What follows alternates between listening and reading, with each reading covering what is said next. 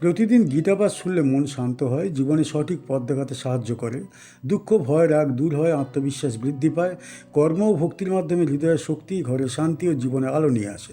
তাই প্রতিদিন আমাদের চ্যানেল থেকে 2টি শ্লোক সহ একটি পাঠ শুনুন। অন্যে চ বহব সুরাঃ মদর্থে তক্ত জীবিতাঃ নানা শস্ত্র প্রহরণাঃ সর্বৈর্যুদ্ধ বিশারদাঃ। আরও বহু বীর যোদ্ধা আছেন যারা আমার অর্থাৎ দুর্যোধনের জন্য প্রাণ পর্যন্ত ত্যাগ করতে প্রস্তুত। তারা বিভিন্ন অস্ত্রে সজ্জিত এবং সকলেই যুদ্ধকলা নিপুণ। অন্যে অর্থাৎ অন্যান্য, চ অর্থাৎ এবং, বহব অসংখ্য, সুরা বীর, মদর্থে আমার জন্য, তক্ত জীবিতা জীবন ত্যাগ করতে প্রস্তুত, নানা শস্ত্র অর্থাৎ নানা অস্ত্র, প্রহরণা অর্থাৎ সজ্জিত বা ব্যবহারে পারদর্শী, সর্বে সকলেই, যুদ্ধ বিশারদা অর্থাৎ যুদ্ধ বিশারদ বা যুদ্ধ কুশলী। দুর্যোধন তার নিজের সেনার শক্তি বোঝাতে বলছেন তক্ত জীবিতা, এরা প্রাণ দিতে প্রস্তুত। এখানে দুর্যোধন তার সেনার প্রতি আত্মবিশ্বাস দেখাচ্ছেন, যেন দ্রোণাচার্য বুঝতে পারেন যে কৌরব সেনাও অত্যন্ত দৃঢ়, নানা অস্ত্রে সজ্জিত। দুর্যোধন বোঝাচ্ছেন যে তাঁর সেনারা আধুনিক ও প্রাচীন সব ধরনের অস্ত্রে দক্ষ। দুর্যোধন নিজের সৈন্যদের গুণগান করছেন মূলত দ্রোণাচার্যের মনোবল বাড়ানোর জন্যে। এই বর্ণনা কিছুটা আত্মশ্লাঘাও নির্দেশ করে। দুর্যোধন নিজের ক্ষমতা প্রমাণে ব্যস্ত।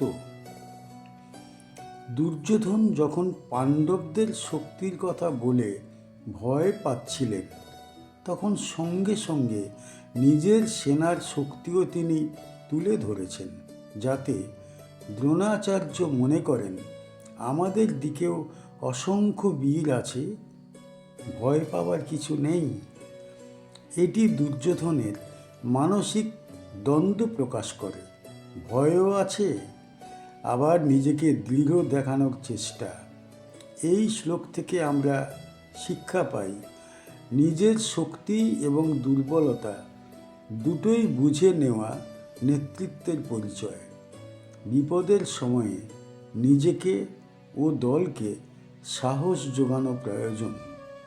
প্রস্তুতি যতই ভালো হোক, অতিরিক্ত আত্মবিশ্বাস বিপজ্জনক হতে পারে। যুদ্ধ বা জীবনে শুধুমাত্র সংখ্যাই নয়, উদ্দেশ্য ও মনোবল অত্যন্ত গুরুত্বপূর্ণ। অপর্যাপ্তম তদস্মাকম বলম ভীষ্মভিরক্ষিতম পর্যাপ্তম তিদমেতেষাং বলম ভীমভিরক্ষিতম। আমাদের বাহিনী ভীষ্ম দ্বারা রক্ষিত হলেও তা যথেষ্ট নয়, কিন্তু পাণ্ডবদের বাহিনী ভীম দ্বারা রক্ষিত হওয়ায় তা অত্যন্ত শক্তিশালী এবং যথেষ্ট।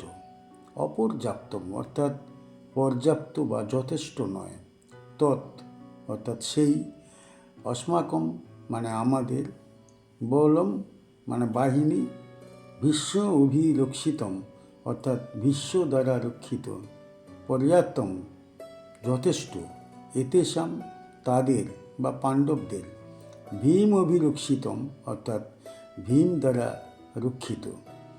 এই শ্লোক দুর্যোধনের মানসিক অবস্থাকে সম্পূর্ণরূপে প্রকাশ করে।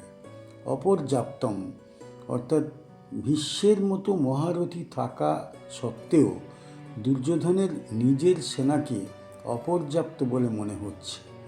এটি ভেতরকার ইনসিকিউরিটি প্রকাশ করে। পর্যাপ্তম তিদম অর্থাৎ পাণ্ডবদের সেনা ভীমের নেতৃত্বে আরও শক্তিশালী। দুর্যোধন নিজেই স্বীকার করছেন যে ভীমের প্রেজেন্সই কৌরব পক্ষের জন্য বড় উদ্বেগের। দুর্যোধন আসলে নিজের মনকে ভয় দেখাচ্ছেন, আবার প্রকাশও করছেন।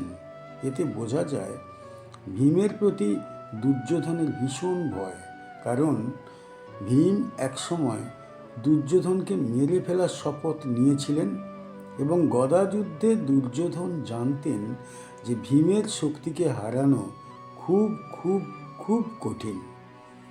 যুদ্ধ শুরুর ঠিক আগে সঞ্জয় ধৃতরাষ্ট্রকে দৃশ্য বর্ণনা করছেন। দুর্যোধন প্রথমে পাণ্ডবদের শক্তি দেখিয়ে ভয় পায়, আবার নিজের সেনার শক্তিও তুলে ধরে, কিন্তু অবশেষে তার ভয়টা বেরিয়েই পড়ে। ভীমকে দেখে সে বুঝেছে যে যুদ্ধ মোটেও সহজ নয়। এই শ্লোক থেকে আমরা শিক্ষা পেতে পারি, নিজের ভয় স্বীকার করা দুর্বলতা নয়, বরং বাস্তবতা বোঝার লক্ষণ। সেনাপতি বা নেতাদের ক্ষেত্রে মানসিক দৃঢ়তা অত্যন্ত প্রয়োজন। প্রতিপক্ষের প্রকৃত ক্ষমতা চিনতে পারা জয়ের অন্যতম শর্ত। আবেগ নয়, বাস্তবতা দেখেই সিদ্ধান্ত নিতে হয়। শ্রীমদ্ ভগবদ্ গীতার পরবর্তী শ্লোকগুলি শোনার জন্যে আমাদের চ্যানেল সাবস্ক্রাইব করুন।